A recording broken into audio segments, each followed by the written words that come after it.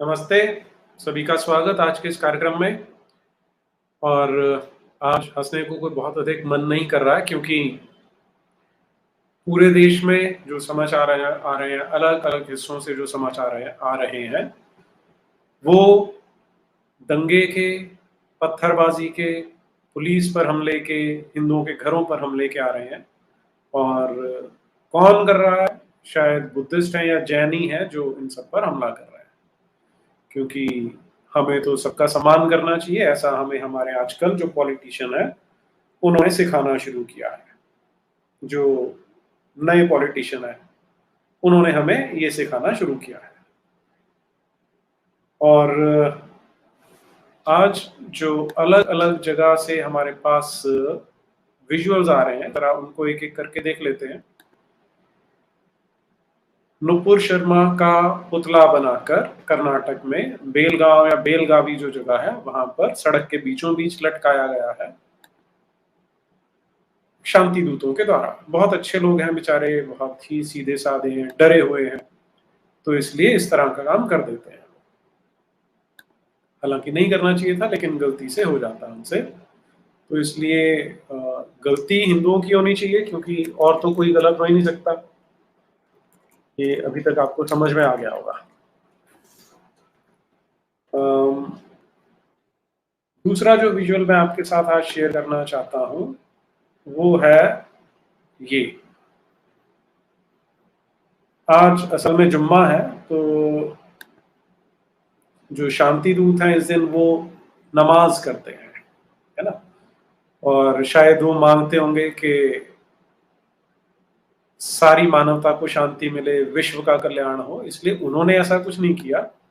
ये जुम्मे के दिन हमारे बेचारे पुलिस वाले भाई थे, वो भी जा रहे होंगे तो इनको किसी ने पत्थर फेंक के मार दिया।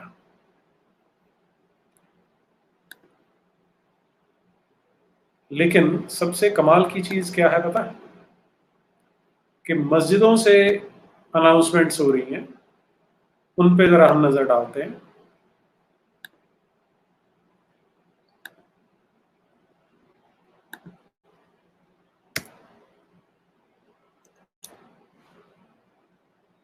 सुनिए इन्हें।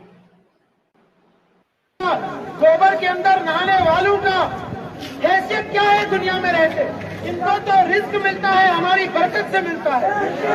इनको तो हवा मिलती है, हमारी बरकत से मिलती है। इनको तो दरियाओं से पानी मिलता है, हमारी बरकत से मिलता है, जलवे की वजह से मिलता है, वरना इनका वजूद क्या है? आप मेरे भाइयों, लेकिन सरू को कलम करना भी सिखाते।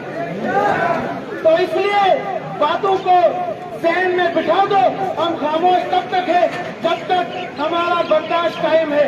बर्दाश्त से बाहर निकल गए तो फिर वो नुपुर शर्मा क्या, वो आशीष कोहली कुत्ता क्या, वो नुपुर शर्मा संदीप क्या, उनके सर कहीं और दर कहीं मिलेंगे।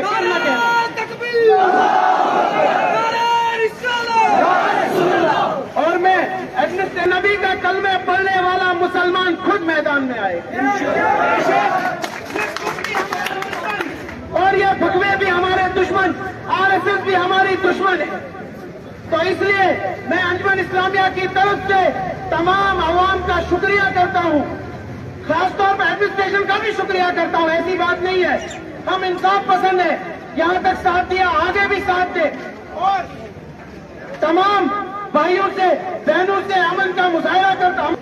देखो, मैंने जैसे एक आखिरी बात करता हूँ, मैंने जैसे पहले ही अर्ज किया कि ये अमन को खराब करने वाले अनासिर हैं, कभी अजान पे कभी पर्दे पे। तो एडमिनिस्ट्रेशन को चाहिए जो अजान के खिलाफ बोले उनका गला पकड़े, अगर जो पर्दे के खिलाफ बोले उनका गला पकड़े। ये गला नहीं पकड़ सकते तो हम गला काटने के लिए तैयार हैं। हम गला काटने के लिए तैयार हैं।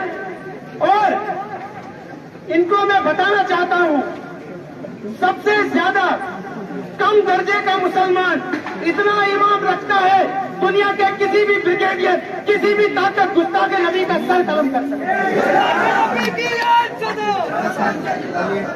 इसलिए इनको कहना चाहता हूं कि इन सब चीजों पे रोक लगाए ताकि अमन का माहौल जो है कायम रखे।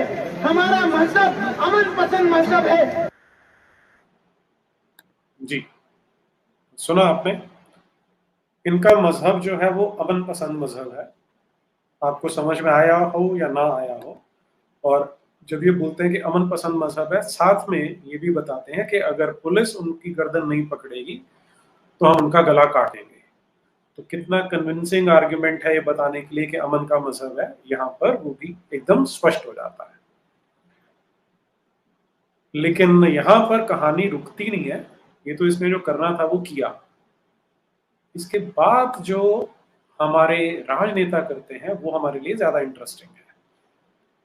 एक हमारे भाजपा के नेता हैं डॉक्टर जितेंद्र सिंह जी। इनका ट्वीट सुनिए जरा। I am deeply disturbed by unpleasant situation that developed in Bhadarve yesterday. ये जो वीडियो में अभी देखा है जहां पर वो गर्दन काटने की बात कर रहा था, वो जिस जगह का है ये उसी के बारे में बात कर रहे हैं doctor Jitendra Singh. I humbly appeal to the elders and the heads of the two communities to sit together to maintain the traditional harmony for which the beautiful town of Bhadrava has always been. तो ये कमाल का secularism है हमारे देश का और हमारे भाजपा के नेताओं का, जिनका कहना था अपीजमेंट ऑफ नन, कि गुंडे बदमाश इस्लाम के नाम पर, मोहम्मद के नाम पर धमकियां दे रहे हैं, लेकिन इनका कहना है कि दोनों कम्युनिटीज को बैठकर शांति की वार्ता करनी चाहिए। चलिए, ये क्योंकि सेक्युलरवादी हैं ज्यादा, उतना भी मान लेते हैं। तो अगर बैठक करनी होगी तो कैसे की जाएगी, जरा उसकी कल्पना करके देखिए। वो मौलवी जो मस्जिद की छत पे खड़े होके ऐलान कर रहा है, उसे तो सारी गेम पता है कि उसको क्या बोलना है, कैसे डराना है और क्या करना है। जब आप हिंदू कम्युनिटी से एल्डर मांगेंगे तो कौन से एल्डर को बुलाएंगे, आप ये बताइए जरा। क्या किसी मंदिर के पुजारी को बुलाया जाएगा? क्योंकि अगर उधर मस्जिद का मौलवी है तो मंदिर के पुजारी को आना चाहिए, है ना? लेकिन मंदिर के पुजारी को कोई सम्मान मिलता है? आज हमारे देश में जो मंदिर के पुजारी की स्थिति है वो कैसी है और कैसी की गई है, जानबूझकर कैसी बनाई गई है, वो जरा उस पर ध्यान दीजिए। जितने भी नए मंदिर बने हैं, पुराने मंदिरों की बात नहीं करता, क्योंकि उत्तर भारत में मैंने देखा वहां पर सारे के सारे जो मंदिर हैं वो नए मंदिर हैं। तो उनकी जो संरचना है वो कैसे होती है कि लोग मिलकर एक समिति बनाते हैं और उस समिति में कुछ लोग आपस में जुड़ जाते हैं और बोलते हैं कि हम यहाँ पे मंदिर बनाएंगे, और फिर जब वो मंदिर बनता है तो वहां पर पुजारी को नौकरी पे रखा जाता है, जो उनका एम्प्लॉई होता है, उनका एक कार्यकर्ता होता है। तो उसके पास कितनी मॉरल अथॉरिटी है, कितनी सोशल अथॉरिटी है बात करने की, वो आप बड़े अच्छे से कल्पना कर सकते हैं। और फिर हमारे ये नेता साहब ये बोल रहे हैं कि दोनों को मिलकर हार्मनी मेंटेन करके रखनी चाहिए। ये है हमारे देश का एक नंबर का सेक्युलरिज्म। और जो मीडिया है उसने यही जो ये बकवास कर रहा था, जो ये धमकियां दे रहा था गला काटने की, उसको कैसे प्रेजेंट किया वो देखिए जरा। टाइम्स ऑफ इंडिया है ये। Jammu and Kashmir administration imposed curfew late Thursday in Doda district's Bhadrava town following communal tension over some social media posts. Some social media posts. आप कल्पना करके देखें कि वो गुंडा मस्जिद की छत से धमकी दे रहा है और ये सोशल मीडिया पोस्ट की बात कर रहा है। Times of India. फिर उसके बाद क्या कहते हैं कि the Muslim community had called for a shutdown in Bhadrave town and had taken out a march to demand the arrest of suspended BJP spokesperson Nupur Sharma for alleged objectionable comments against Prophet Muhammad. तो वो sir काटने की बात नहीं कर रहे थे, वो केवल अरेस्ट की मांग कर रहे थे। ये एक एक शब्द हमारे लिए जरूरी है ये जानने के लिए कि किस तरह से आज तक हमें बुद्धू बनाया जा रहा था और अभी भी वही काम हो रहा है।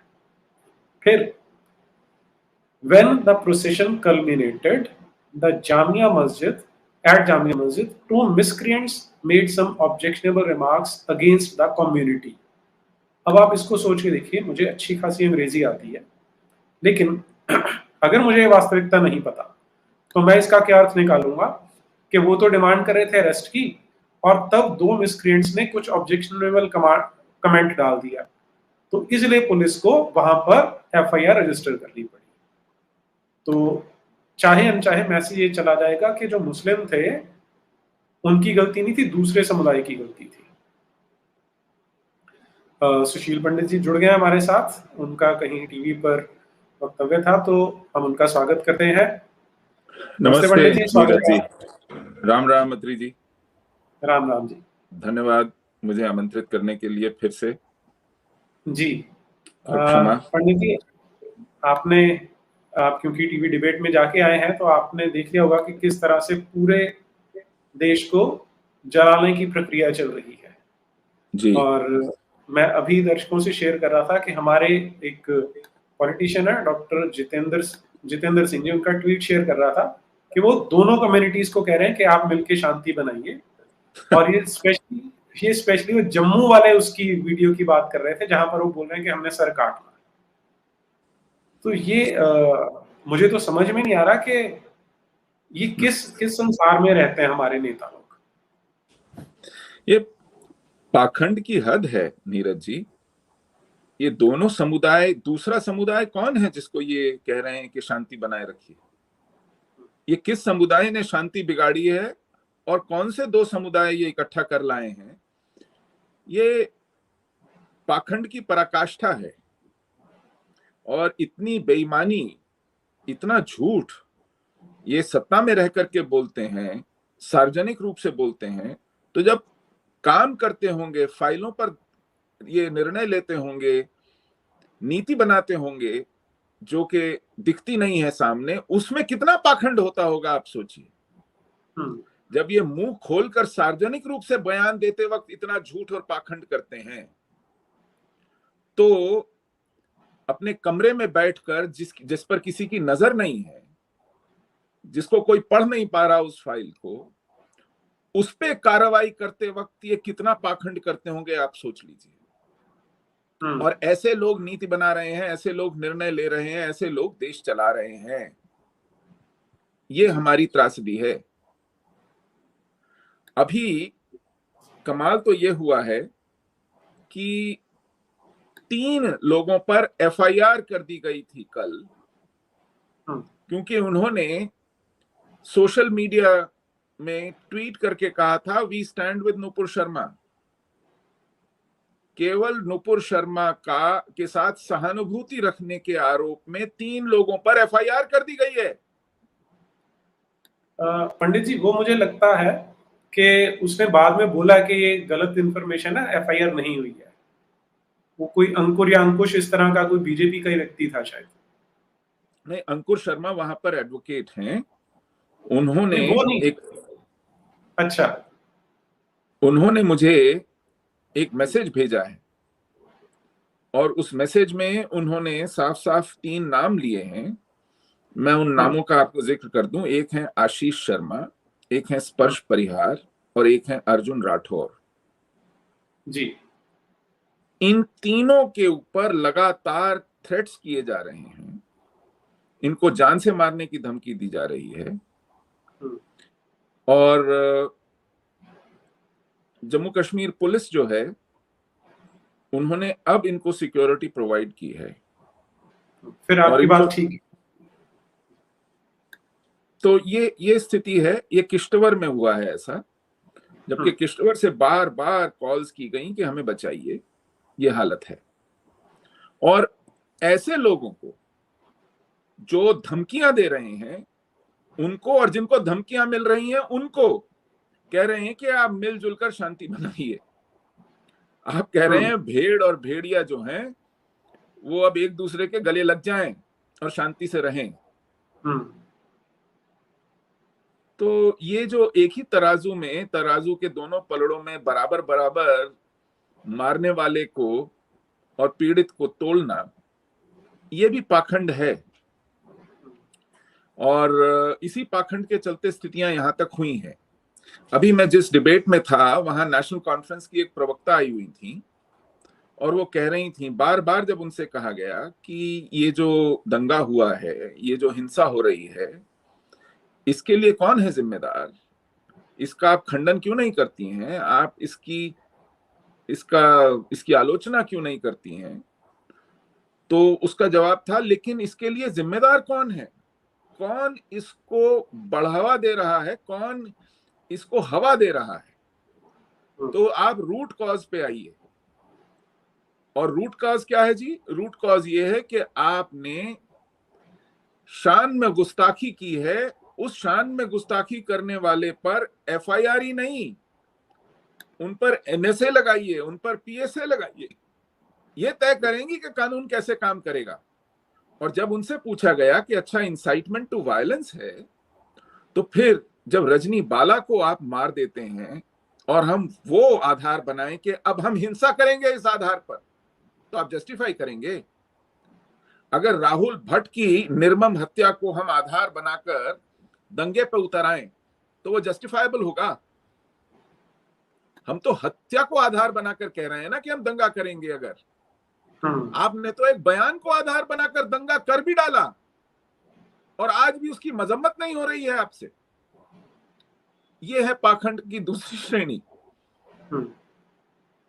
तो अब आप कैसे डील करेंगे इनसे? और इस सब को जो हवा मिली है नीरज जी, ये मेरा पूरी गंभीरता के साथ और पूरी ईमानदारी के साथ ये मानना है, क्योंकि हमने जब से इस तरफ रियायत बरती, कमजोरी दिखाई, अब ये हमारे सर पर सवार हो जाएगा, ये चढ़ बैठेगा अब हम पर, क्योंकि आपकी दरियादिली, आपकी नेक नियति आपकी कमजोरी मानी जाती है। अगर आप हिंसा के सामने झुक करके यही कि चलो सुलह सफाई कर लो, गले लग जाओ, शांति बहाल करो, और ये न पूछो कि इसमें हथियार किसने उठाया, इसमें आग किसने लगाई, इसने दुकानें किसने लूटी, ये सवाल मत पूछिए, तो फिर ये सर पर चढ़ करके ही बोलेगा। ये पूरा दंगा और ये हिंसा की मानसिकता, इसको और बल मिलेगा, इसको और बढ़ावा मिलेगा, और उसी का नतीजा है कि आज हम जुम्मे के रोज पूरे देश में अलग अलग शहरों से बलवे की, द्रोह की, दंगे की खबरें सुन रहे हैं। हम खुद इसके लिए जिम्मेदार हैं। The government will change, not the Islamic law can never be changed. तो है आपने जो आज एक ट्वीट किया था कि इसमें अच्छा हुआ कि इस तरह से नुपुर शर्मा के साथ ऐसा हुआ है, तो वो नहीं, मेरा जो ट्वीट था वो साफ था। मैं उसको स्पष्ट करता हूँ, दर्शकों के साथ भी स्पष्ट करता हूँ कि पंडित जी का एक ट्वीट था आज का कि जो ये एपिसोड हुआ है इससे बहुत कुछ सीखने को मिलेगा, वही आज का हमारा इस चर्चा का विषय है। तो पंडित जी को क्या सीखने को मिला है ये बताइए।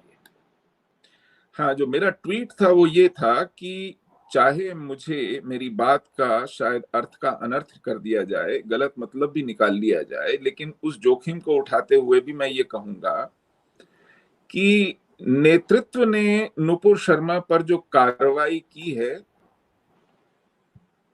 मैं उससे खुश हूं। मैं खुश इसलिए हूं क्योंकि नेतृत्व हमारा कैसा है ये हमें जल्दी पता चल जाना चाहिए। हमको ये भ्रम नहीं रहना चाहिए कि हम कैसे नेतृत्व के पीछे खड़े हैं, किसके लिए रात दिन एक करते हैं, किसके बचाव में और किसके शान में हम कसीदे पढ़ते हैं। उस नेतृत्व की सच्चाई जितनी जल्दी सामने आ जाए उतना अच्छा है। मुझे खुशी इसलिए इस बात की है कि नुपुर शर्मा प्रकरण एक माध्यम बना हमें एक ज्यादा बड़ी सच्चाई जानने के लिए,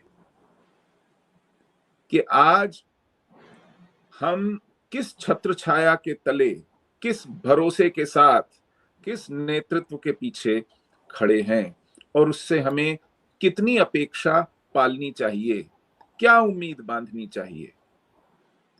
ऐसी परिस्थितियों में ये तो बहुत कम, बहुत छोटा, बहुत सस्ता प्रकरण है जिसमें आपको नेतृत्व की असलियत पता चल गई।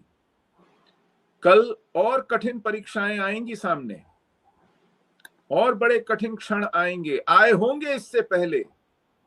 हमें नहीं पता तब इस नेतृत्व ने क्या किया, कैसे निपटा, देश को कौन सा नुकसान हुआ, कितना हो रहा है।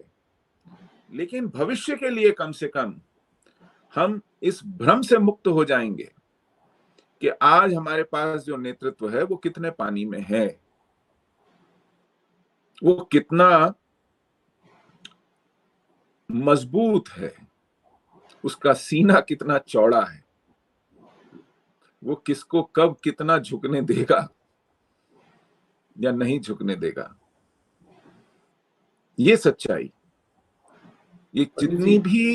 ये जितनी भी पीड़ादायक और कष्टदायक सच्चाई हो, ये जितना भी संत्रास देने वाला बोध हो, ये जितनी जल्दी हो जाए उतना अच्छा होता है। तो मैंने उस बात पर संतोष व्यक्त किया है। मुझे लगता है मैं इससे ज्यादा और क्या साफ साफ कहूं। लेकिन एक बात बताइए पंडित जी कि जब हम ये बात कर रहे हैं तो अभी तक पिछले 8 वर्षों में एक जो आवाज सुनाई दे रही थी सब तरफ से, वो कुछ ऐसी थी कि मोदी जी के आने के बाद देश की अंतर्राष्ट्रीय स्तर पर जो छवि है वो बहुत उज्जवल हुई है। और मैं जिनको बाहर जो लोग रह रहे हैं, जिन्हें जानता हूँ, ऑस्ट्रेलिया में है, अमेरिका में है, कनाडा में है, उनके अंदर ये फीलिंग धीरे धीरे आती जा रही थी और इसमें फर्क पड़ रहा था। और जब हम एस जयशंकर को सुनते थे, जिस तरह से वो मीठे मीठे ढंग से एकदम उनको लतियाते थे, लताड़ते थे, वो देख के लग रहा था कि यार ये तो बहुत अच्छे रास्ते पर, सही रास्ते पर चल रहे हैं। तो 8 वर्षों तक ये जो ग्राफ मैं जैसे देख रहा था, मेरी परसेप्शन हो सकती है, कुछ भी हो सकता है, कि वो ग्राफ ऊंचा जा रहा था, ऊपर उठ रहा था। लेकिन पिछले ये 4-5 दिन में वो सीधा धड़ाम से नीचे जमीन पे आ गया। तो मैं इसका आकलन ठीक कर रहा हूं या मैं किसी गलत दुनिया में था और अब सही दुनिया में पहुंचा हूं?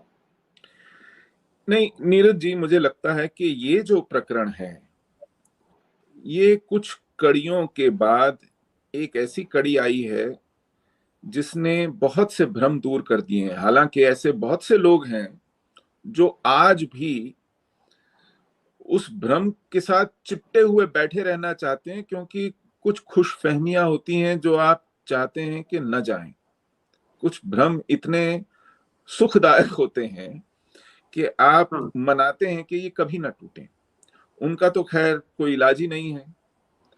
उनके सामने चमकता हुआ सूरज खड़ा हो और अगर उन्हें रात समझने में ही सुख मिलता हो तो वो उसे रात ही समझेंगे। लेकिन जिन लोगों में ये संशय आ गया था कि क्या ये उतना मजबूत नेतृत्व है जितना हम समझ रहे हैं, उनका संशय धीरे धीरे पक्का हुआ है। मेरे मन में ये संशय बहुत पहले दूर हो गया था। मेरे भ्रम, मेरे इल्यूजन्स बहुत पहले निकल गए थे और उसके प्रमाण, अकाट्य प्रमाण सामने आना शुरू हो गए थे। लेकिन जब जब मैं इस विषय में बोलता था तो भक्तई में डूबे लोग बहुत आपत्ति करते थे। वो कहते थे कि आप ऐसा मत कहिए। वो मुझे कहते, समझाते थे कि थोड़ा धैर्य रखिए। कुछ लोग कहते थे कि देखिए, वो लंबी छलांग लगाने से पहले शेर 3-4 कदम 5 कदम पीछे जाता है। वो कहते थे कि देखिए, ये रणनीति है, ये मास्टर स्ट्रोक है, आप नहीं समझेंगे। इस तरह की बातें होती थी कि हम अल्प बुद्धि, मंद बुद्धि लोग हैं, हम इसकी जो कैलकुलेशन है, इसका जो गणित है, वो नहीं समझ पाएंगे, हमारी बुद्धि से परे है। और मैं सोचता था, कई बार ईश्वर से प्रार्थना करता था कि चलिए ऐसा विकट समय ना आए कि हमें बहुत बड़ी कीमत चुकानी पड़े इनके भ्रम की। लेकिन अगर सस्ते में ये भ्रम दूर होते हों तो ईश्वर वो जल्दी ही भ्रम दूर कर दे। एक बड़ी उहापोह की सी स्थिति थी। ठीक इससे पहले जो अनुभव आया नीरज जी, वो बंगाल के चुनाव के बाद की परिस्थितियां थी। लोग हतप्रभ थे कि जो अब तक रिजल्ट आने से पहले तक ताल ठोक रहे थे, बड़ी बड़ी बातें कर रहे थे, वहां रैलियों में जाकर लोगों को आर पार के लिए बता रहे थे, तैयार कर रहे थे, उन्होंने कैसे मझधार में छोड़ दिया उन समर्थकों को जिनकी केवल एक गुस्ताखी थी कि घर पर पार्टी का झंडा लगा दिया था, वो घर जला दिए गए, लूट लिए गए, तोड़ फोड़ दिए गए। जिन्होंने अपनी कमीज पर बिल्ला टांगा था, हाथ पांव तोड़ दिए गए, कुछ तो मार दिए गए। जो लोग प्रचार कर रहे थे, उनके परिवारों की महिलाओं के साथ जो बदसलूकी हुई, उसके वीडियो देखे मैंने। राज्य के गवर्नर जब दौरे पर गए तो महिलाएं पांव से लिपट गईं, कहीं आप जाइएगा नहीं अब, क्योंकि हमने आपसे अपना दुख दुखड़ा रोया है, आपके जाने के बाद हमारा क्या हश्र होगा, हम उससे भयभीत हैं। ये परिस्थिति कर दी आपने अपने कार्यकर्ताओं की। आप शबाना आजमी के पांव टूटने पर एक सहानुभूति का ट्वीट करते हैं, यहां आप मुंह से एक शब्द नहीं फूटे, आपके ट्वीट से कुछ पता नहीं चला कि हो भी रहा है, बंगाल है भी इस देश में कि नहीं है। तो लोग बहुत हतप्रभ थे कि ये क्या मानसिकता है, ये कैसी भीरुता है, ये कौन सा निष्प्रह निरपेक्ष भाव है कि जो होता है होने दो, जितना होता है होने दो। ये किस बात का दंड भुगत रहे थे कि आप नहीं जीत पाए? आपका न जीत पाना उनका कसूर था। तो मुझे उस दिन लगा कि जिन लोगों ने इतना विश्वास किया है और जी तोड़ मेहनत की है, अपने आप को जोखिम में डाला है, आज वो अकेले छूट गए हैं। बहुत दिल रोता था कि क्या ये लोग कभी किसी पर विश्वास कर पाएंगे भविष्य में?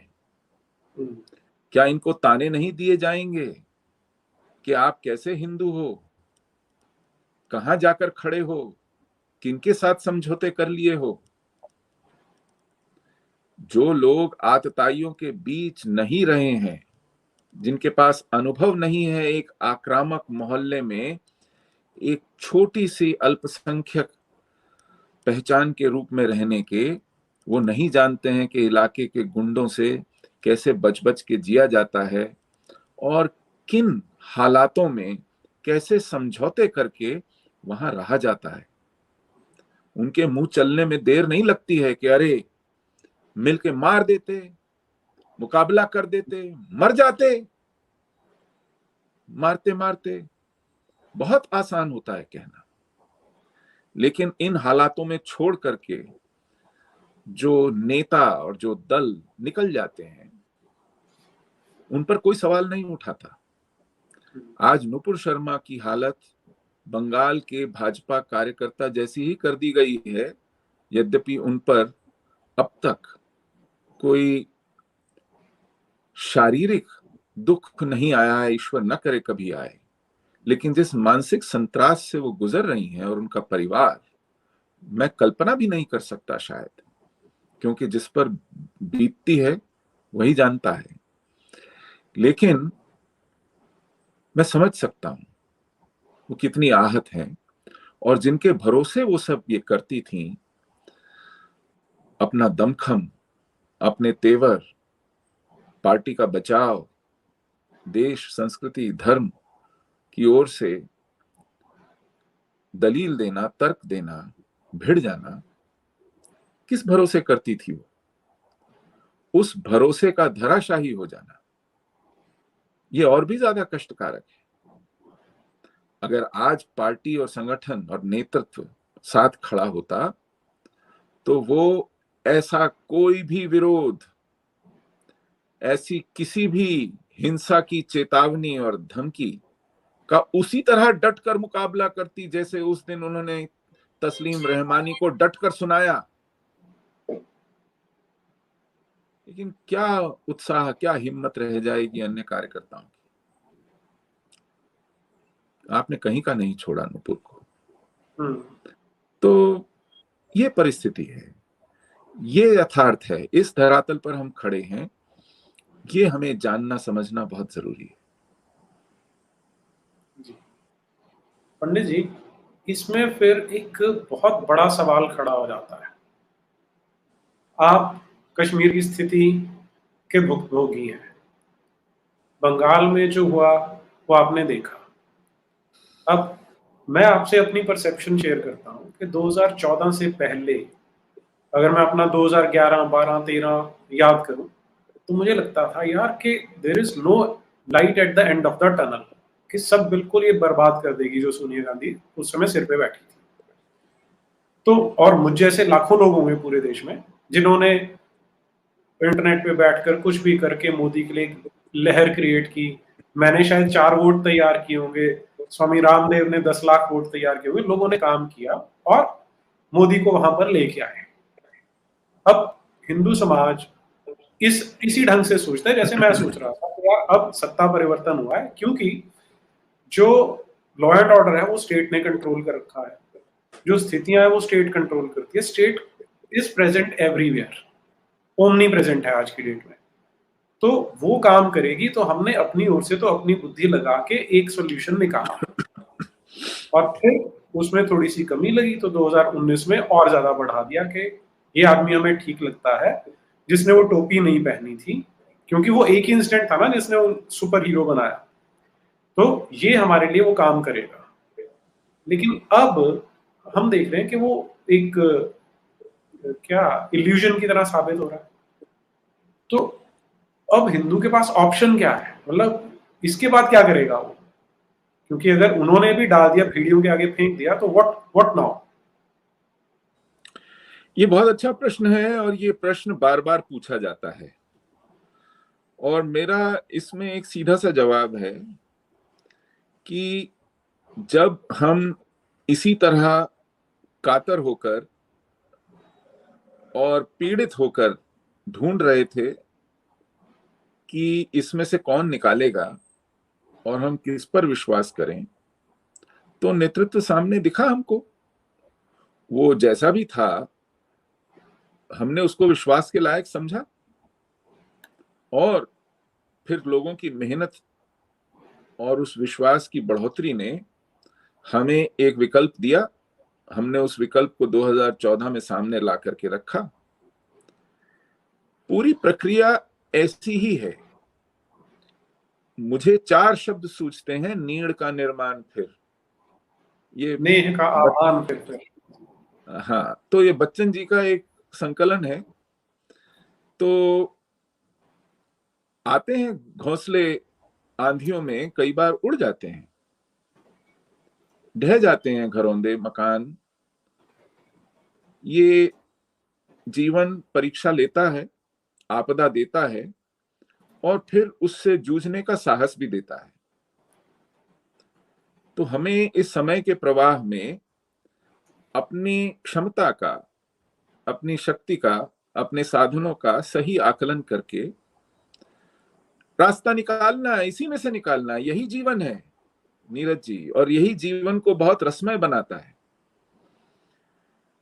जी। मतलब मैं आपको एक प्रकरण बताता हूं। मेरे लिए वो ब्रह्म वाक्य जैसा प्रकरण है। मैं जब आज से कोई 6 साल पहले, 7 साल पहले लंदन आया था, ये 2015 की बात है, तो मैं वहां एक सिंधी समाज है, उसके नेतृत्व करते हैं लखू लुहाना। उनको फोन करके मैंने कहा मैं आपसे मिलना चाहता हूं। वो यहाँ एक यूनिवर्सिटी में पढ़ाते हैं, और जब मैंने उन्हें कहा कि मैं कौन हूं, कहां से आया हूं, वो बहुत सहर्ष मिलने को तैयार हुए। हमारी 2-2.5 घंटे बात हुई। सिंध की क्या स्थिति है, वहां पर हिंदुओं की क्या स्थिति है, और जो निर्वासन में रह रहे हैं ऐसे सिंधी क्या कर रहे हैं, वर्ल्ड सिंधी कांग्रेस क्या कर रही है, कैसे लड़ रही है पाकिस्तान से। और मैंने उन्हें बताया कि भारत में हमारी क्या स्थिति है, कश्मीर के हिंदुओं की क्या स्थिति है, हम लोग कैसे संघर्षरत हैं। मैंने एक दूसरे के अनुभवों से सीखने की उद्देश्य से और मिलकर काम करने के उद्देश्य से वो मुलाकात मांगी थी। वो सब विस्तार से सुनने के बाद जाते जाते मैंने उनसे एक प्रश्न पूछा। मैंने कहा, लखू जी, हम लोग भारत में हैं, भारत में हिंदू अभी भी बहुसंख्यक हैं, भारत में अभी भी लोकतंत्र है जैसा भी है, भारत में हमारे पास गुंजाइश है, हम सड़क पर निकलकर विरोध कर सकते हैं। आप यहाँ विलायत में बैठे हैं, आप सिंध जा नहीं सकते, आप जाएंगे तो पकड़ लिए जाएंगे, यातनाएं दी जाएंगी, मार दिए जाएंगे, बचेंगे नहीं। तो और वहां पर जिस तरह सेना का शासन है, शिकंजा है जिहाद का, जैसी व्यवस्था है, मुझे तो आपकी समस्या का दूर दूर तक कोई हल नहीं दिखाई देता। अपनी समस्या का भी मुझे भारत में बहुत आसान हल नहीं दिखते, लेकिन आपकी समस्या तो हमसे भी दुरूह है। तो आप किस विश्वास, किस आस्था को लेकर के अपना जीवन लगाए हुए हैं इसमें? कहां से आपको आशा ऊर्जा मिलती है? ये मेरे अंतःकरण से निकला हुआ प्रश्न था। उन्होंने जो मुझे उत्तर दिया, मुझे लगता है कि वो उत्तर सबको जानना चाहिए। उन्होंने कहा, सुशील भाई, सिंध मेरी मां है। अंग्रेजी में उन्होंने कहा, and as a son it is my privilege to serve my mother in whatever condition she is. ये मेरा सौभाग्य है कि मेरा जन्म ऐसी स्थितियों में हुआ है कि मैं अपनी मां के लिए कुछ भी कर सकूं।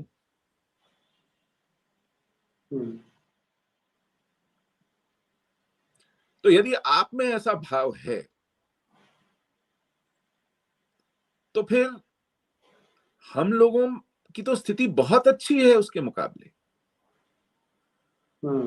जी। अगर लखू लुहाना इस भाव के साथ पूरा जीवन लग सकते हैं कि वो अपनी मातृभूमि नहीं जा पाएंगे अपने अंतिम संस्कार के लिए भी, तो हम लोगों की स्थिति तो बहुत अच्छी है। अगर हम उस जिम्मेदारी को लेकर के बढ़ें तो विकल्प गढ़ना मुश्किल नहीं है, रास्ता इसी में से निकलेगा। जो है उससे अच्छा काम चला सकते हैं। जो लोग दिग्भ्रमित हो गए हैं उनको सोटे से सीधा किया जा सकता है। नीरज जी, सोटा चलता है। मैंने देखा जब चुनावों का सोटा चला था 2018 दिसंबर में, मध्य प्रदेश हार गए थे, राजस्थान हार गए थे, छत्तीसगढ़ हार गए थे, तो 1 फरवरी को बजट दिया गया। पीयूष गोयल ने वो बजट पढ़ा। किसी को उम्मीद नहीं थी कि जनरल कैटेगरी के लिए 10% का आरक्षण फटाफट दे दिया जाएगा। हो गया, उस बजट में ही हो गया। किसी को पता नहीं था, जो बार बार मांगा जा रहा था कि भाई साहब, मध्य वर्ग के लिए, शहरी मतदाता के लिए आपने आज तक बजट में कुछ नहीं दिया है। तो पता चला 5 लाख तक की आय पर कोई कर नहीं लगेगा, इसका भी ऐलान हो गया था तुरंत फुरत। क्योंकि जो हमारा कोर है वोटर, वो सरक गया है ये भय लगने लगा था, ये भय लगने लगा था कि देखिए साहब, किसान को रिझाना है तो पिछले साल के बजट में प्रावधान करके मानदेय राशि हर तिमाही पर 3,000 रुपए तय करके बांटना शुरू कर दिया था। जबकि 1 फरवरी को बजट 2019-20 के लिए अंतरिम बजट था, क्योंकि चुनावों से पहले आप पूरा बजट नहीं देते हैं। तो पिछले साल के बजट में प्रावधान करके आप सोचिए कि कैसे प्रसाद बंटने लगा, क्योंकि जनता ने सोटा चलाया था और ठीक चलाया था। तो जब सोटे चलते हैं जनता के, आप उस वर्ग जिसका विश्वास लेकर आए हैं उसका विश्वास इतनी आसानी से तोड़ते हैं, और फिर जब वो प्रतिक्रिया देता है तो अच्छे अच्छों के होश ठिकाने आते हैं। जब वो विकल्प ढूंढने लगता है तो अच्छे अच्छे रास्ते पर आते हैं, और रास्ते पर नहीं आते हैं तो विकल्प बनते हैं। अब जैसा भी विकल्प था, जैसी भी दगाबाजी हुई, केजरीवाल विकल्प के रूप में आने में कितनी देर दी उन्होंने, कितना समय लगाया? जब दिल्ली में लोगों को पता चला कि भाजपा और कांग्रेस में निचले स्तर पर, पार्षदों के स्तर पर, विधायकों के स्तर पर कोई फर्क नहीं बचा है, संगठन लिफाफा बन गया है, केवल परिक्रमा होती है, एक से बढ़कर एक घाघ दोनों जगह हैं। इनको देखो तो वो अच्छे लगने लगते हैं, उनको देखो तो ये अच्छे लगने लगते हैं। तो कैसे विकल्प तैयार हो गए? तो विकल्प आज की दुनिया में, आज की स्थिति में बनने में समय नहीं लगता है, लेकिन हमें अपने अनुभवों से सीखकर बहुत देखभाल के चलना होगा, क्योंकि चले जाने की अब बहुत ज्यादा कैपेसिटी, गुंजाइश नहीं है। मैं यही कहने लगा था। जो आतताई हैं वो ड्योढ़ी पर खड़े हैं, वो मुंडेर पर आ गए हैं, और ज्यादा छले जाकर फिर संभलने की गुंजाइश नहीं है। ठोक बजाकर प्रामाणिक लोगों का विकल्प तैयार होना चाहिए। ये स्थिति कभी भी अच्छी नहीं है कि हम, अंग्रेजी में कहते हैं, put all the eggs in the same basket. हम सारा का सारा निवेश एक ही जगह पर कर दें, और फिर उनको ये दंभ हो जाए कि आप हमें नहीं वोट दोगे तो फिर किसको दोगे। ये बात सुनने को मिली है जी, उन्हीं लोगों के मुंह से सुनने को मिली है जिन पर पूरा आंख मीच कर विश्वास किया। तो ये भी सीखने की जरूरत है कि सारा का सारा निवेश एक जगह करना बहुत खतरनाक है। तो इस तरह हमें करना पड़ेगा, नए विकल्प गढ़ने पड़ेंगे। इस देश में मेधा की कमी नहीं है, इस देश में हमारे पास अनुभवी, पढ़े लिखे, समझदार लोगों की कमी नहीं है। जी, गढ़ने पड़ेंगे विकल्प, नीरज जी।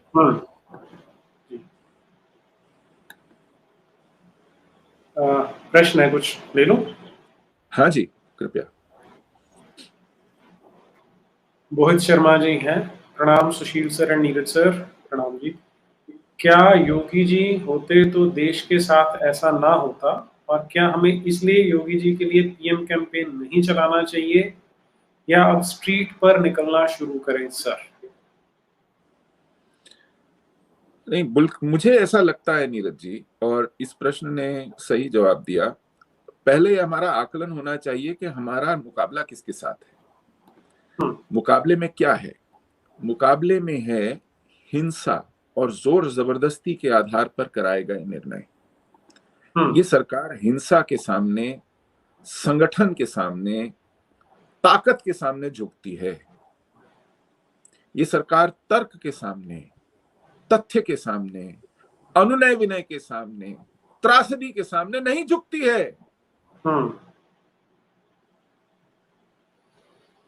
तो हमें ताकतवर होना पड़ेगा और हमें ताकत दिखानी पड़ेगी। उस ताकत की आंच समय समय पर लगानी पड़ेगी। ठीक बात है। ये अगर किसी में कोई भ्रम हो तो वो निकाल दे, इसके अलावा कुछ होगा।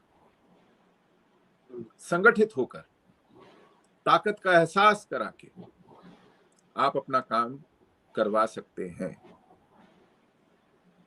जी ताकत पैदा करनी होगी। जी। अभिषेक जी हैं, सुशील जी, सिस्टम को अपने इंटरेस्ट में कैसे लाया जा सकता है? ये उसी क्वेश्चन का ही रिफ्रेज है मुझे लगता है जो पिछला जी था। हाँ, जी हाँ। जी।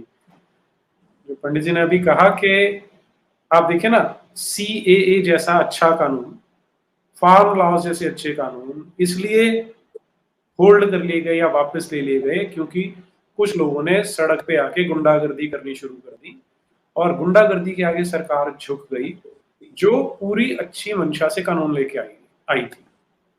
तो इससे तो बिल्कुल स्पष्ट है कि जब आप गुंडागर्दी करेंगे तो आपकी बात सुनी जाएगी, नहीं तो सुना नहीं जाएगा। Pat Road, Modi is Pied Piper taking Hindus towards slaughter.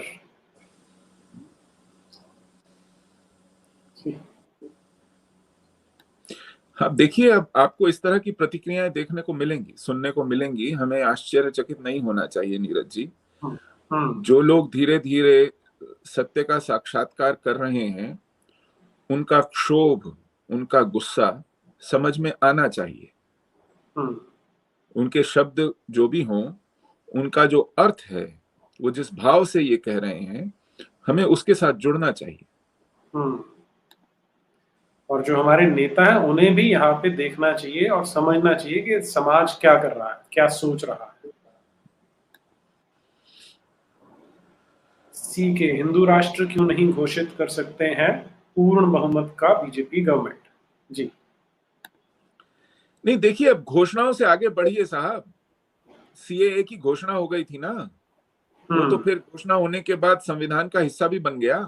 It is dead letter in our constitution today. जी। तो घोषणा 370 की भी हो गई थी। क्या हुआ फिर उस घोषणा के बाद? एक कदम आगे बढ़कर 2 कदम पीछे। तो घोषणाओं से आगे जाकर जरा उनकी असलियत देखना, खंगालना बड़ा जरूरी है। क्योंकि घोषणाओं के झुनझुने जो हैं, उनकी असलियत बहुत जल्दी पता चल जाती है और बाद में फिर अपने आप को छला हुआ महसूस करते हैं। तो घोषणाओं से आगे जाकर के धरातल पर क्या किया जा रहा है वो देखिए। मैं घोषणा के बारे में कहूं तो फरवरी 2019 में JKLF पर प्रतिबंध लगाने की घोषणा की गई थी। आप सोच सकते हैं 1990 में जिस JKLF ने हमारा जातीय संहार किया, उस पर प्रतिबंध लगता है 2019 में, ठीक चुनावों से पहले, फरवरी 2019 में। 1 फरवरी को आपने बजट दिया था, वो लभु लुभावने वाले सब, और फिर दूसरे ही हफ्ते में आपने, मतलब 5 फरवरी को प्रतिबंध लगाया JKLF पर, जनता को ये जतलाने के लिए कि देखिए हम कितने सख्त हैं आतंक पर। और उन्होंने जमाते इस्लामी पर भी प्रतिबंध लगाया। जमाते इस्लामी के सारे संस्थान यथावत चल रहे हैं, वो प्रतिबंध कागजों में है। हमने खूब शाबाशी दी, हमने कहा वाह वाह वाह वाह वाह वाह, देखिए गजब। जब जमाते इस्लामी पर प्रतिबंध लग गया, लेकिन क्या धरपकड़ हुई? क्या उनके संस्थान सील किए गए? क्या उनकी इमारतें जब्त की गईं? उनके स्कूल कॉलेज बंद किए गए? उनके कारिंदे, अच्छा उनका यूथ विंग है, ये बूढ़ों प्रौढ़ों की जमात है जमाते इस्लामी, जो असली दंगाई हैं वो इनका यूथ विंग है जमीयत तुलबा, वो यथावत चल रहा है। अब देखिए ये पाखंड है। अहले हदीस जो माँ है लश्कर तैयबा की, एज इट इज चल रहा है, उस पर तो प्रतिबंध भी नहीं है। आज तक 3 दशक हो गए, हुर्रियत पर प्रतिबंध नहीं है। जिस हुर्रियत कॉन्फ्रेंस के अमीर, चेयरमैन सैयद अली शाह गिलानी अपने मुंह से कई बार कह चुके कि हिजबुल मुजाहिदीन हमारा अस्करी बाजू है, ये लड़के हैं, ये आजादी के परवाने हैं, ये फ्रीडम फाइटर हैं, ये जंग आजादी लड़ रहे हैं। तो हमें जिस तरह के झुंझुने पकड़ाकर ये घोषणाएं जो थी, ये झुंझुने ही थे। तो हिंदू राष्ट्र की आप घोषणा कर देंगे और वो घोषणा आप पकड़ के बजाएंगे, कुछ समय बाद पता चलेगा यार फर्क तो कुछ पड़ा नहीं, चीजें तो वैसी की वैसी हैं। तो फिर क्या करेंगे आप उस घोषणा का? ठीक बात। तो घोषणाओं के सस्ते में मत जाइए। आप हिंदू राष्ट्र हैं, किसी की घोषणा का मोहताज नहीं है। ये व्यवस्था में दिखे, ये जमीन पर दिखे, ये आपको महसूस निर्णयों में और नीतियों में, वो जरूरी है। आपने सत्ता परिवर्तन कर लिया, इतिहास की पुस्तकों में आज तक कोई परिवर्तन नहीं है। तो फिर क्या करेंगे उस सत्ता परिवर्तन को लेके? ठीक बात है। कोरी घोषणा का फायदा ही कोई नहीं होगा। जी, पारस मनोज जी, सुपर स्टिकर के लिए धन्यवाद आपका। विराम कुमावत जी, right sir ji. Ji,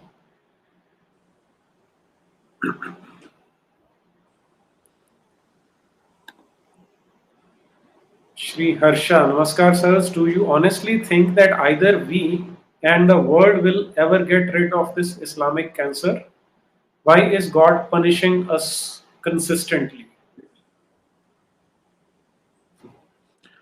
yes, probably because we are still unwilling to wake up. हम इस खुमारी से जागना नहीं चाहते। इस विषय में जो करना है वो कर नहीं रहे हैं। संगठित होकर हिंसा के जवाब में एक शक्ति का संचय हो, उस शक्ति का शत्रु को एहसास दिलाया जाए,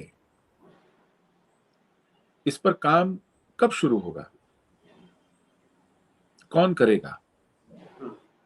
इस पर दो सर जुड़ें, कुछ रास्ते निकाले जाएं, इसकी आवश्यकता कब और महसूस की जाएगी?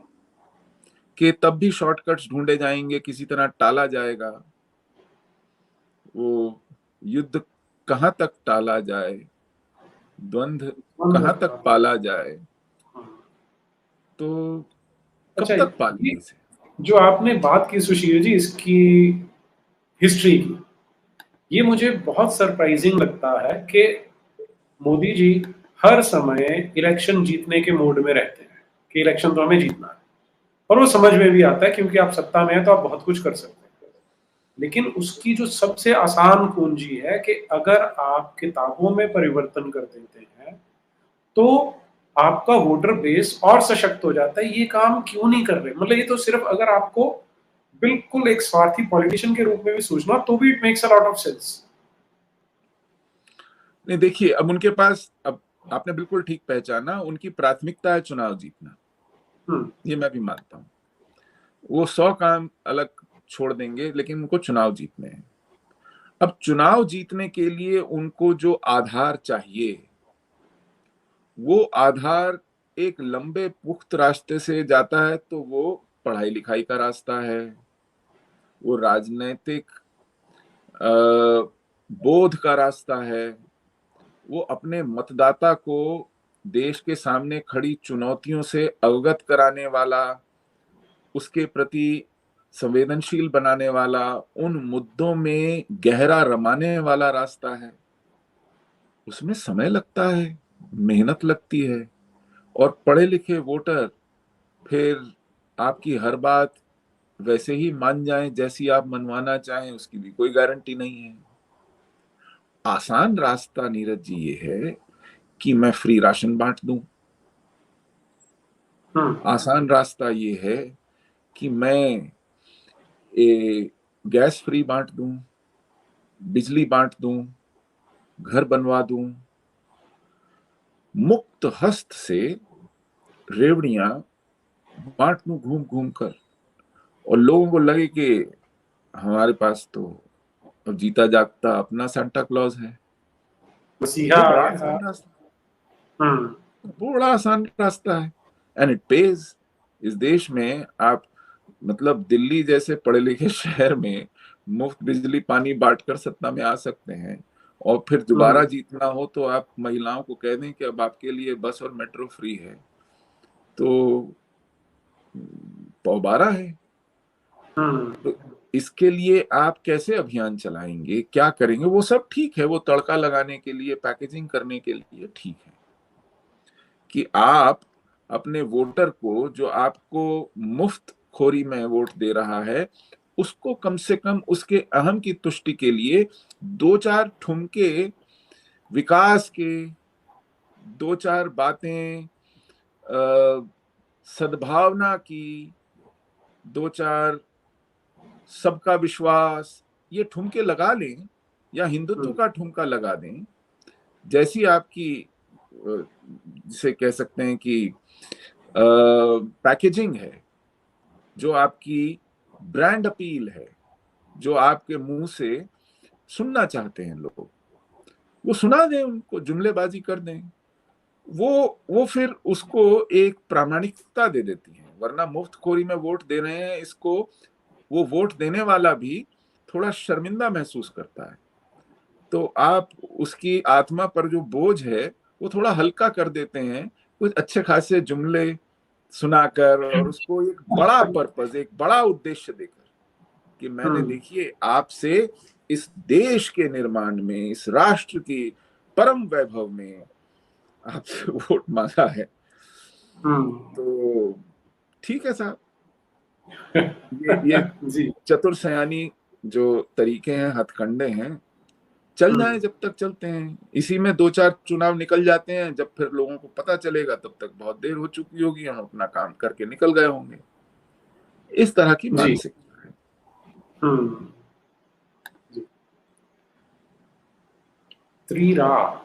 Free Hindu temples from government. Let there be an all-caste council to govern temples. Use the temples as base to project pressure on government and parties.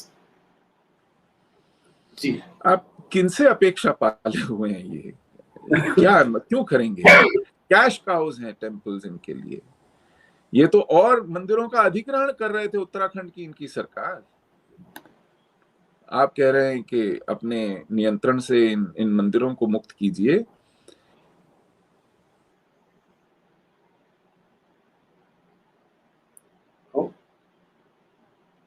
Connectivity का कुछ इशू आया है, अब दिखना बंद हो गए नीरज जी। जी नहीं, अब आवाज आ रही है आपकी? आवाज आ रही है, अच्छा, मैं इसलिए रुक गया। ठीक है जी, ठीक हो गया। तो ये इनकी कहाँ है घोषित नीति? हाँ, ये सुनने में बहुत अच्छा लगता है और इसके ऊपर यदा कदा दो चार बयान देकर के आपको कुछ नया मुद्दा भी मिल जाता है, कुछ नई ताजी बात करने को मिल जाती है, आप भी इसमें खुश हो लेते हैं। तो जिस दिन लगेगा कि अब पिटारी में से ये निकाल के बतलाना चाहिए, कर देंगे। लेकिन इस विषय में गंभीरता और निष्ठा, उसका नितांत अभाव है। मतलब आप देखिए कि जिन बातों की आप अपेक्षा रखते हैं, नेतृत्व को सत्ता में 22 साल हो गए हैं, 8 साल केंद्र में, 14 साल गुजरात में। उस ट्रैक रिकॉर्ड में ऐसा कुछ होता आपने देखा है अब तक जिसके कारण आप इस उम्मीद को बांध लें? जैसे इतिहास की पुस्तकों का ही अगर उदाहरण लें तो क्या गुजरात की टेक्स्ट बुक्स में कोई परिवर्तन हुआ 14 साल में? नहीं। जो आप सोचेंगे कि केंद्र में कर देंगे, नहीं हुआ। वो जो कांग्रेसी पाठ्यक्रम था वो 14 साल चलता रहा। जबकि राजस्थान में सरकार जब बदली ना दिसंबर 2018 में, 1 महीने के अंदर अंदर पुरानी पाठ्य पुस्तकें वापस आ गई। पाठ्यक्रम के सारे परिवर्तन रद्द कर दिए गए 1 महीने के अंदर अंदर गहलोत सरकार द्वारा। तो उनकी जिसमें निष्ठा है वो जिस तरह करते हैं आप देख लीजिए। उन्होंने अपने जगदीश टाइटलर को और सज्जन कुमार को और HKL भगत को कैसे रुई में लपेट के रखा हुआ है। और वो जो है कमलनाथ, और कमलनाथ को मुख्यमंत्री बनाए हैं। आप नूपुर शर्मा के साथ कुछ घंटे नहीं खड़े हो पाए। आप सीना नापते रहिए। ये क्या दिखता नहीं है किसी को? जी पवन जी हैं, sir we need organisation, we don't have organisation at ground level except online, on ground we are vulnerable.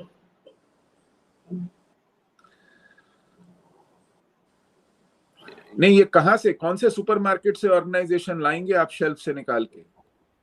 किस अमेज़न में ऑर्डर करेंगे? मतलब आपको क्या उम्मीद है कि कोई आकर के आपके घर पे पैकेट डिलीवर करेगा कि ऑर्गेनाइजेशन ये रही जी आपकी? बनाने से बनेगी। ठीक बात है, तो पुरुषार्थ करना पड़ेगा इसके लिए। हाँ। यदि आपको महसूस हो रहा है, आप जैसे लाखों करोड़ों को भी यह अनुभव हो रहा है, निकले, बनाएं, बने शहर शहर, कस्बे कस्बे बने संगठन, मिल करके काम करें, एक एक जिले में घुसें। आपको लगता है कि आपके साथ सोचने समझने वाले, आप जैसा देखने वाले लोग और हैं, ये विमर्श शुरू करें। और किसकी प्रतीक्षा करेंगे आप?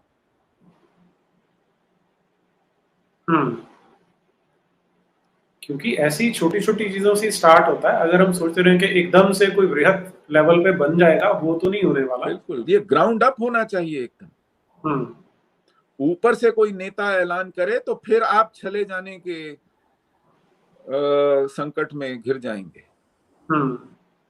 नेतृत्व निकलेगा, आएगा, बनेगा, समय का प्रवाह नेतृत्व भी देगा, लेकिन पहले संगठित होइए और उन विचारों, उन चुनौतियों को सामने रखकर संगठित होइए, इन विषयों पर विमर्श करके संगठित होइए,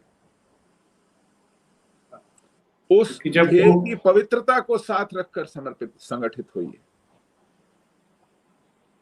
जब सेम पेज पे आएंगे तब संगठन की बात शुरू होगी। चिट्ठी शेखर जी, धन्यवाद आपका सुपर स्टिकर के लिए। राहुल शर्मा, नमस्ते महानुभावों को, मिस्टर मोदी ने खुद इनको न्योता दिया है सर, अब ये अपनी एक्टिविटीज और तेज करेंगे, बिना दंड नीति के कुछ नहीं होगा। जी हाँ, बिल्कुल ठीक बात है,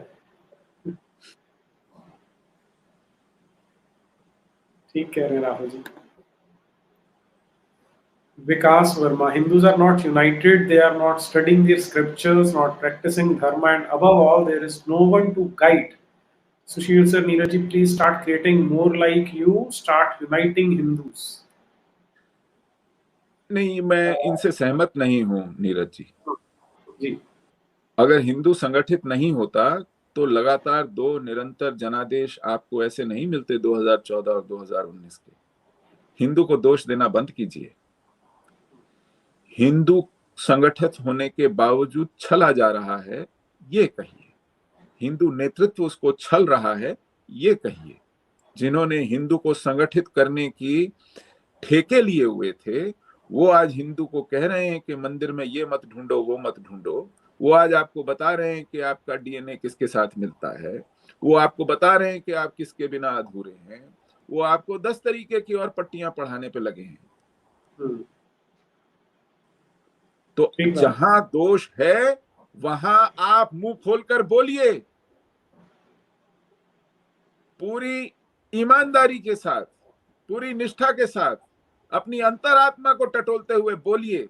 लाग लपेट और चाशनी अलग रख करके बोलिए, बोलना शुरू कीजिए।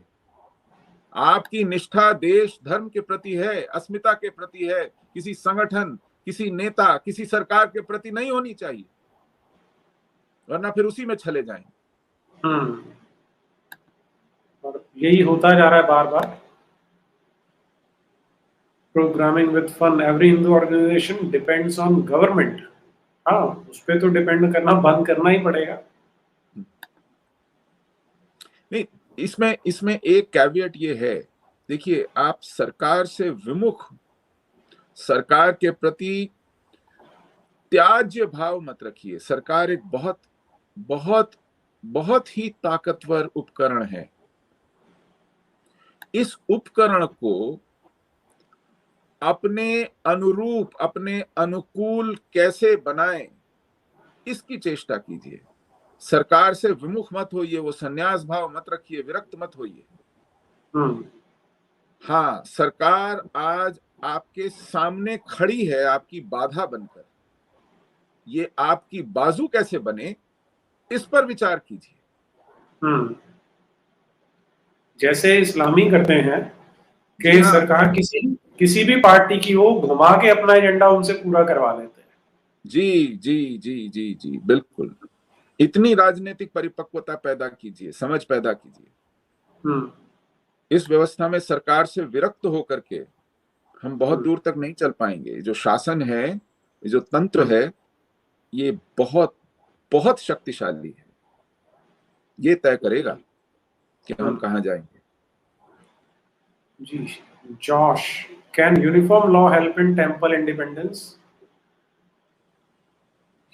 देखिए जी, पंडित जी कुछ कहने लगे। नहीं, आप बोलिए बोलिए बोलिए, पहले आप बोलिए। मैं ये कहने लगा था कि हमारे टेम्पल्स एक जैसे नहीं है, यूनिफॉर्मिटी तो नहीं होगी, लेकिन ब्रॉडर लॉ अभी जो सरकार का शिकंजा उससे तो छुड़ाना पड़ेगा। जी। See, temple belongs to the devotees. Temple belongs to the worshippers. And they should manage this temple. The temple that they go to, the temple where they belong. जो जिस मंदिर में पूजा आराधना करता है, वह उस मंदिर की व्यवस्था में भागीदार बने।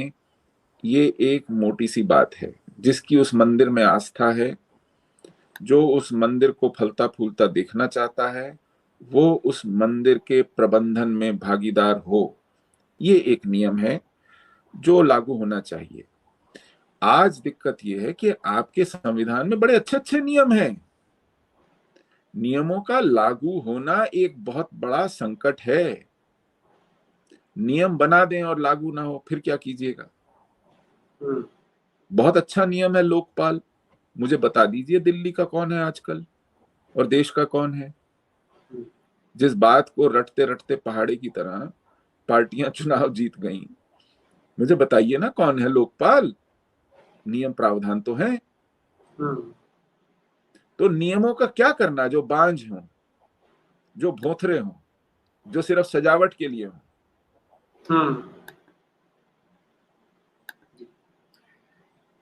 पवन जी हैं, sir many of my friends are ready to join organization which is honest and dedicated, but no such organization ground, hence feel helpless. Kindly start or initiate such an organization. Please read that again, sorry. मैं पढ़ता हूँ। Sir, many of my friends are ready to join organization which is honest and dedicated, but no such organization on ground, hence feel helpless. Kindly start or initiate such an organization. No, what stops you from starting an organization?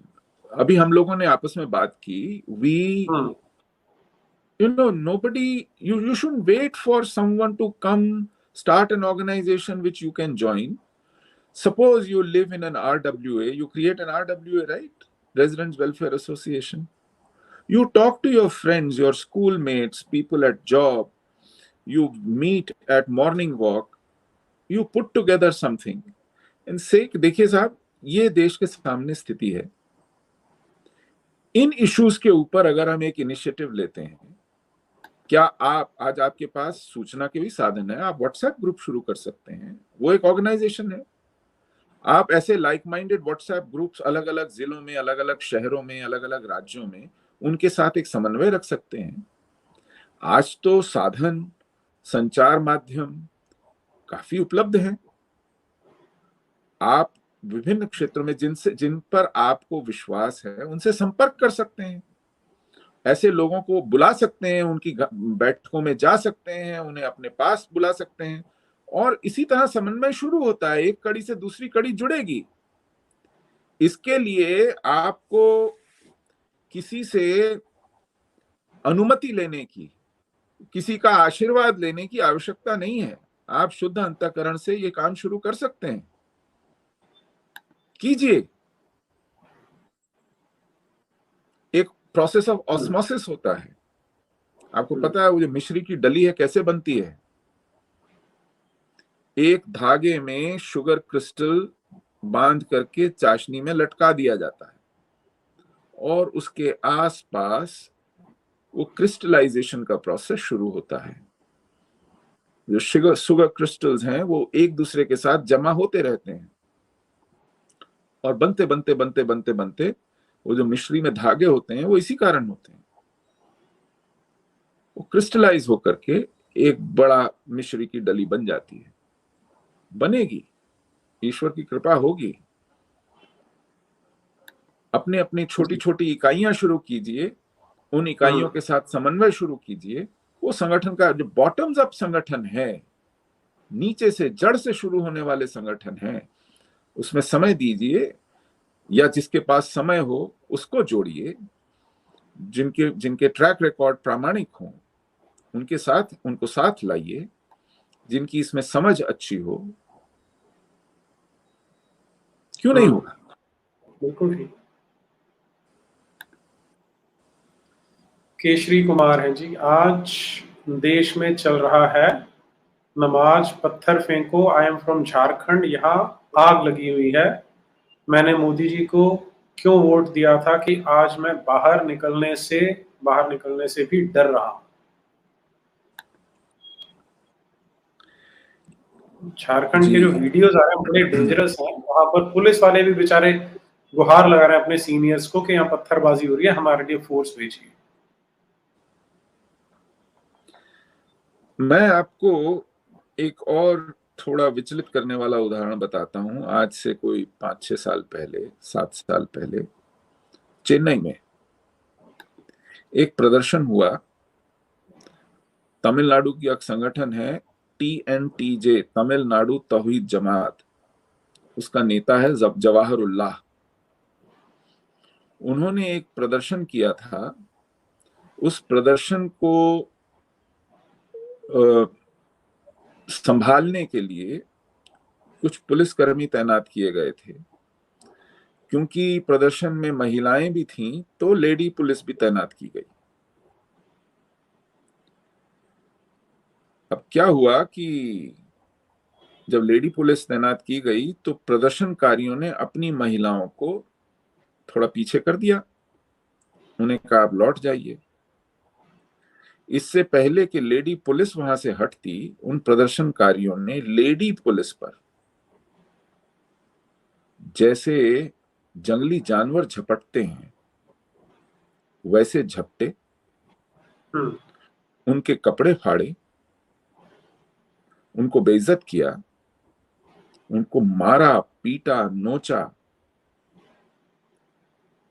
और फिर ये महिला पुलिसकर्मी रोती बिलखती अस्पताल में भर्ती कराई गई।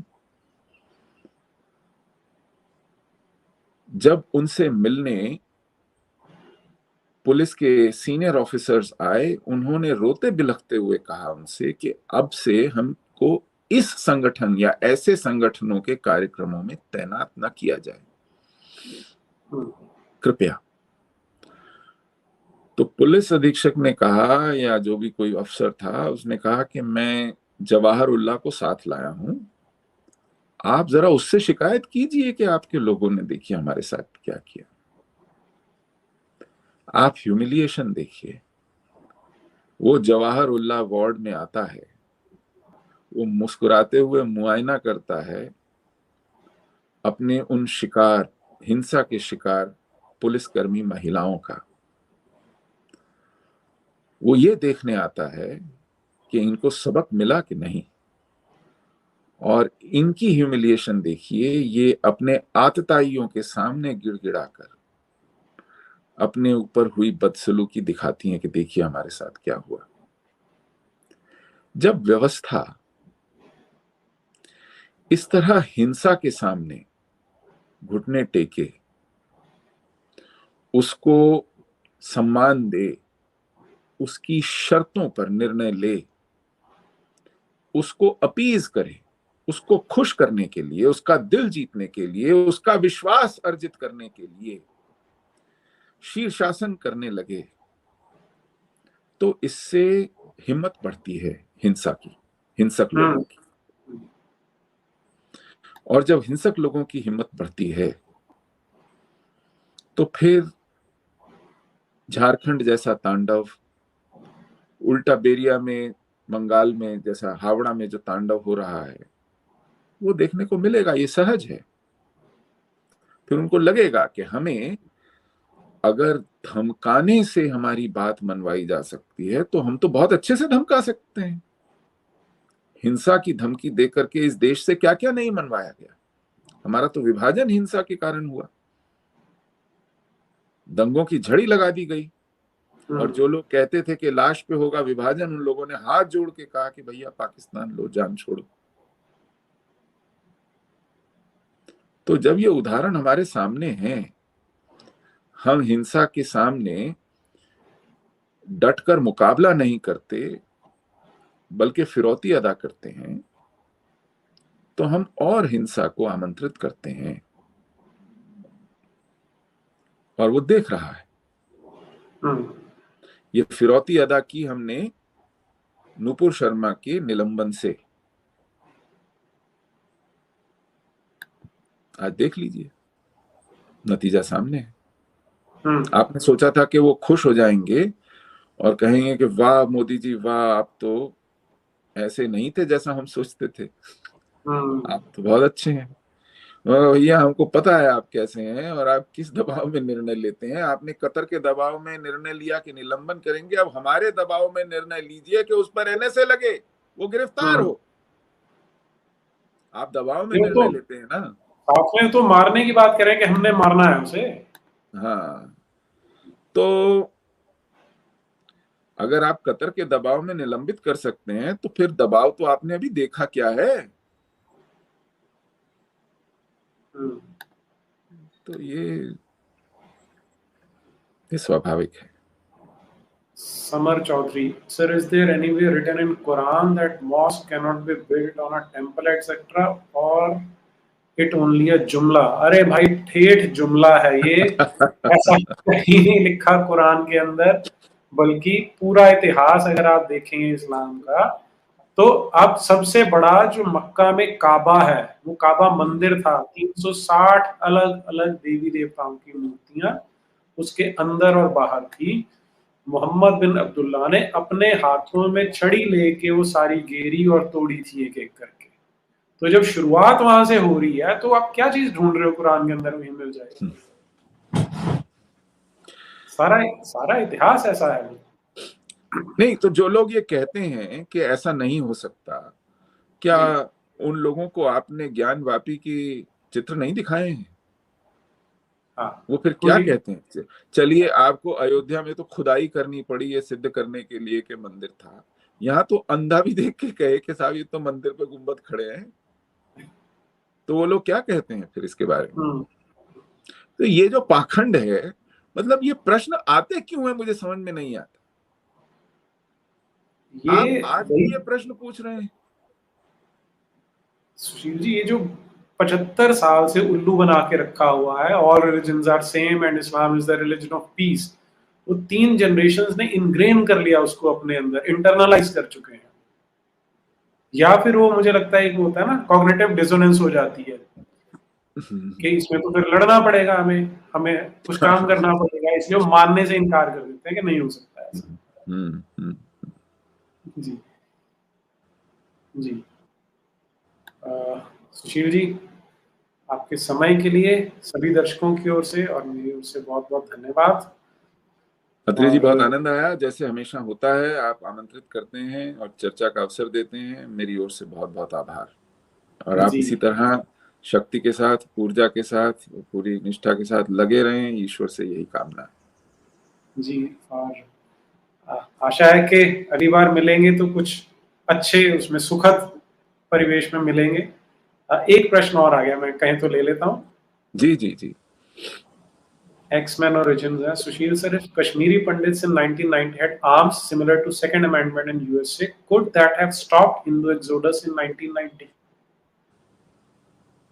yes, we would not have to leave the way we did. ये बात सही है। यदि आत्मरक्षा की थोड़ी भी गुंजाइश होती तो ऐसी परिस्थितियां नहीं होती। हालांकि संख्या बल इतना प्रतिकूल था, जो अनुपात था संख्या का इतना प्रतिकूल था, लेकिन फिर भी परिस्थितियां ऐसी नहीं होती जैसी कि तब थी। ये बात सही है। बहुत बड़ी बात है ये कि जिस तरह से वेपन्स छीने गए हैं हमसे, वो हमारी पीड़ा को कई गुना बढ़ाता है, हमें असहाय कर देता है, हमें वो किसी लायक नहीं छोड़ता है। पलायन के अतिरिक्त कोई विकल्प नहीं बचता है। वो हमें बिल्कुल निस्तेज कर देता है, विकल्पहीन कर देता है। हाँ, अब ये जो अभी पिछले कुछ दिनों में मारे हैं तो सिटिंग डक्स की तरह थे। आप सोचिए, देखिए ये जो जिहाद है ये इतना क्रूर पशु है। ये निहत्था तो छोड़िए, निहत्थी महिला को भी निशाना बनाने से पहले पलक नहीं झपकता है।